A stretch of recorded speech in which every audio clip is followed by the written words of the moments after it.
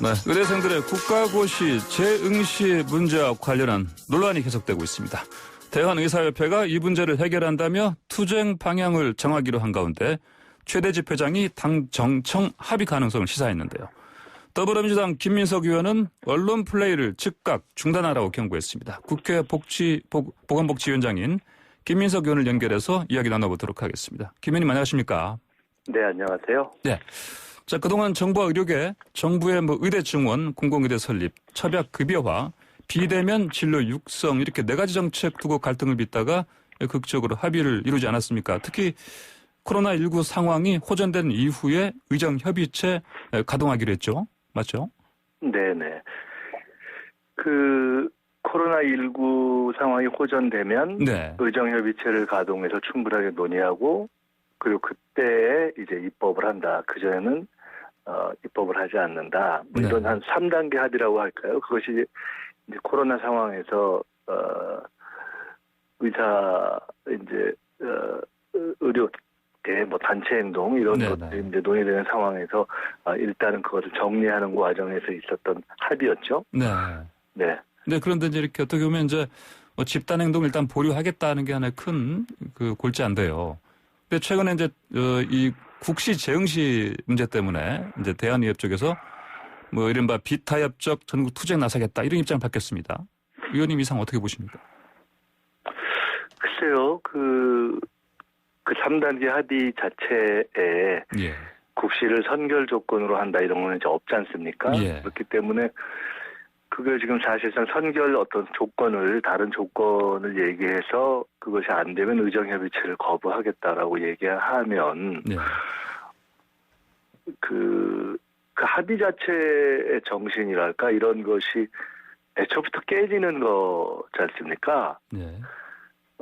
그래서 뭐지? 이런 생각이 들고 그것을 또 집단 행동 뭐 이렇게 특단의 조치 이렇게 얘기하니까 사실은 예. 글쎄요 글쎄요 좀 맞나 이런 생각이 들죠. 예. 이제 근데 최대집 의협 의장이요. 자신의 그 SNS에 올린 글을 보면은 뭐 의대 본과 4학년 학생들 의사 국시 문제, 금주중 해결 수순으로 진입했다니 구체적으로 얘기를 했습니다. 최대집 회장께서 이제 의협 회장 이제으로서 본인 나름대로는 어떤 생각이나 사명감이 있을 수도 있고 예.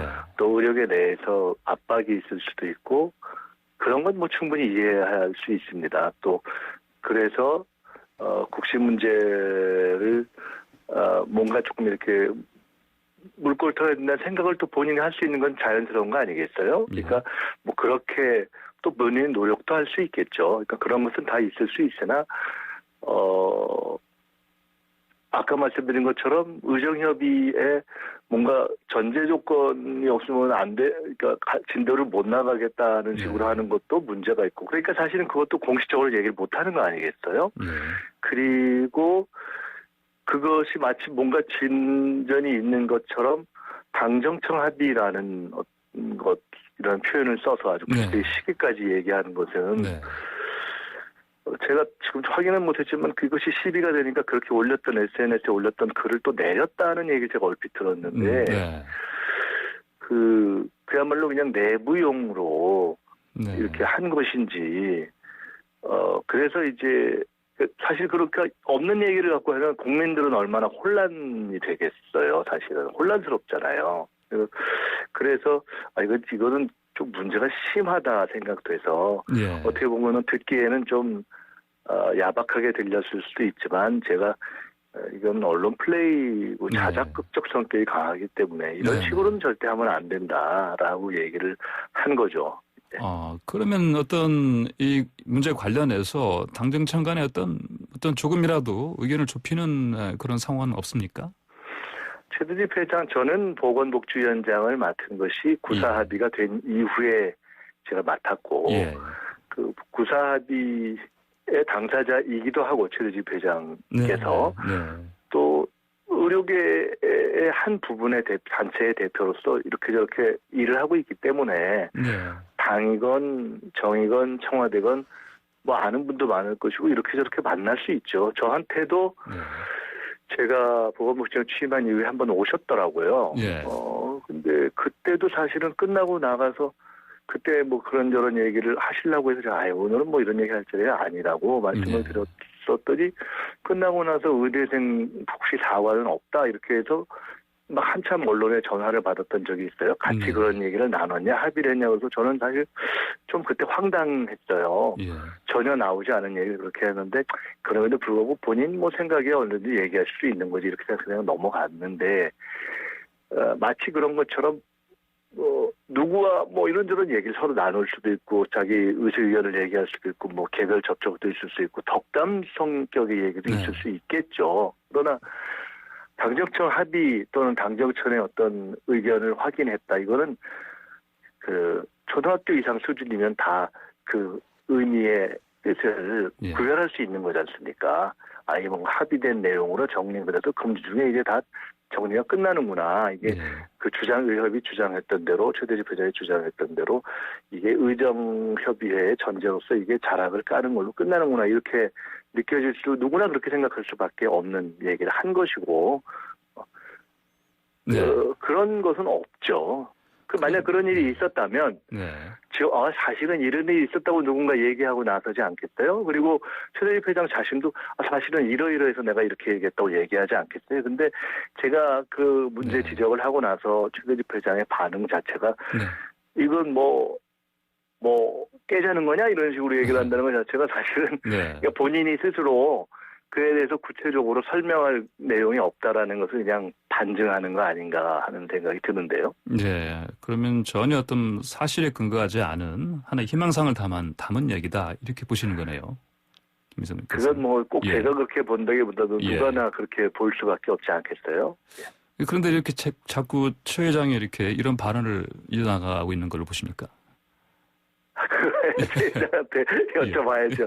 제가 그랬습니다. 지난번에도 최 회장께서 저를 만난 후에 나가서 의대생 사과가 없다 이러시기에 제가 그런 얘기를 나눴냐면서 전혀 나눈 바도 없다. 근데 뭐 그분이 의대생들이 사과하면 안 된다는 생각을 개인적으로 할 수는 있으나 의대생들의 대변인도 아니고 더구나 뭐 남의 속마음을 이기는 심리학 전문도 아닌데 그걸 얘기하는 건 좀 이상하지 않는가 이런 얘기를 그냥 농처럼 한 적이 있는데 제가 왜 그런 있지 않은 얘기를 하셨는지 그걸 제가 어떻게 뭐라고 단정을 하겠습니까만은 어쨌든 그것은 바람직하지 않은 일이죠. 왜 그랬는가 하는 이유는 여러 가지로 추정해 볼 수가 있겠죠.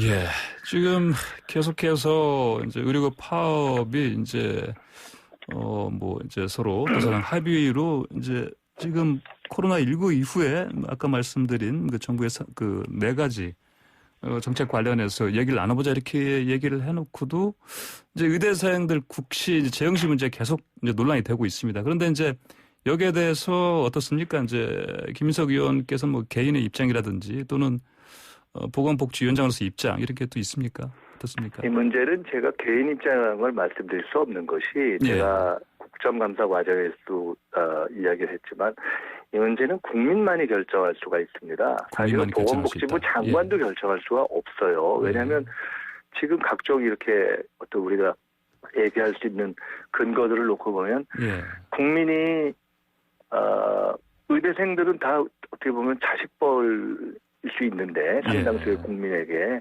부모의 마음으로 보는 그런 애정과 애틋함이 왜 없겠습니까? 또 국민들이 바보가 아닌데 이렇게 되면은 의료 인력 수급에 어쨌거나 조금 차질이 뭐 결정적이든 아니든 있을 수 있다는 걸 왜 모르겠어요. 다 알죠. 그렇지만 그런 걸 다 알고도 왜 국민들이 이 문제는 도저히 저런 식으로는 그대로 둘 수 없다라는 정서가 지금 많잖아요. 그러니까 그거는 국민들이 또 우리가 부모 마음 하지만 부모로서의 엄함을 또한 지금 유지하고 있는 것 아니겠습니까? 그렇기 때문에 일단 그것이 근본인 거죠. 그러니까 이 문제를 푸는 데 있어서. 근데 그것을 변화가 없으면 이 문제는 어떠한 방향으로도 방향을 틀기가 어려운 겁니다.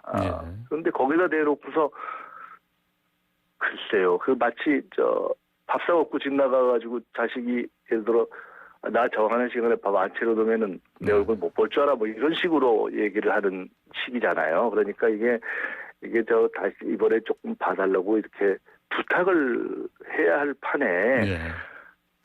협박을 하냐 이렇게 국민들이 생각을 하게 만드는 거여서 네.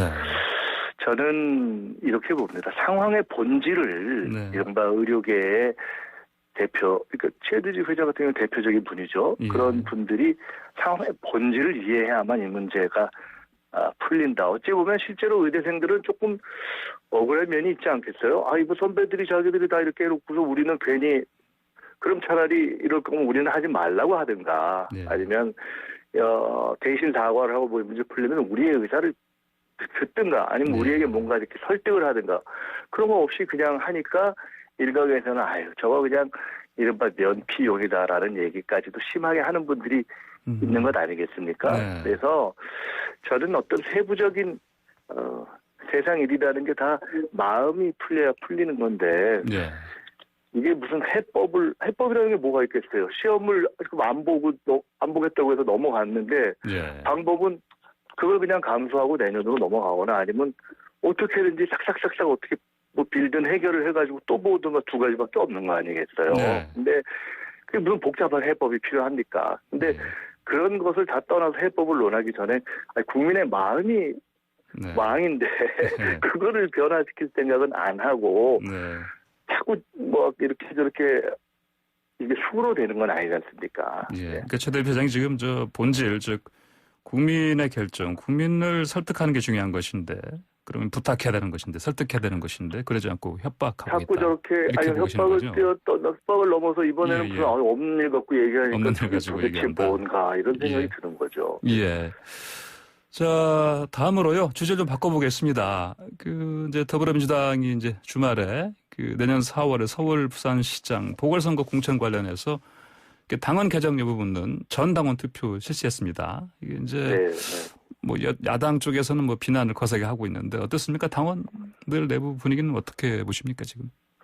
글쎄요, 뭐 이거를 갖고 뭐 많이 토론을 해보거나 이러지는 않았기 때문에 네. 제가 좀 토론을 해보지 않았다는 거는 이거에 대한 다양한 의사소통은 이미 전 당원들 간에 네. 많이 되고 있죠. 근데 제가 딱히 이걸 갖고서 이제 대표에 참여할 네. 일반 당원들하고 최근에 이렇게 따로 논의를 해보지 않았기 때문에 알 수는 없지만 뭐 이제 오늘 오전에 발표하니까요. 예. 알겠습니다. 근데 이제 민주당에서 비난 무릅쓰고 이렇게 이제 공천하겠다. 이거는 이제 사실 그만큼 이제 서울시장 후보 자리가 앞으로 뭐 중요해서 그러지 않겠습니까? 그렇죠. 예. 이것은 뭐 예. 서울시의 미래가 걸린 일이고 예. 또 서울시는 지금 뭐 이게 이 K 방역으로 대한민국이 주목받고 있는 상황에서 대한민국의 대표 도시이어서 네. 서울시나 또 나라의 장래에 굉장히 영향이 크고 중요하지 않습니까? 예.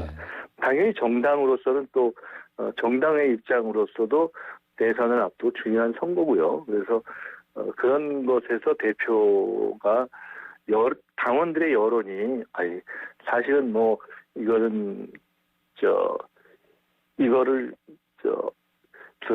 원래 당원 단계에 있는 부정부패에 의한 것이냐 이렇게 네. 볼 수 있냐라는 논란조차 네. 이렇게 일정하게 있는 상황에서 정하기가 어려웠을 겁니다. 그래서 당원들의 의견을 듣는 과정은 저는 네. 불가피했다고 봅니다. 예. 알겠습니다. 오늘 말씀 여기까지 듣겠습니다. 감사합니다. 네, 감사합니다. 네, 지금까지 국회 보건복지위원장 더불어민주당의 김민석 의원이었습니다.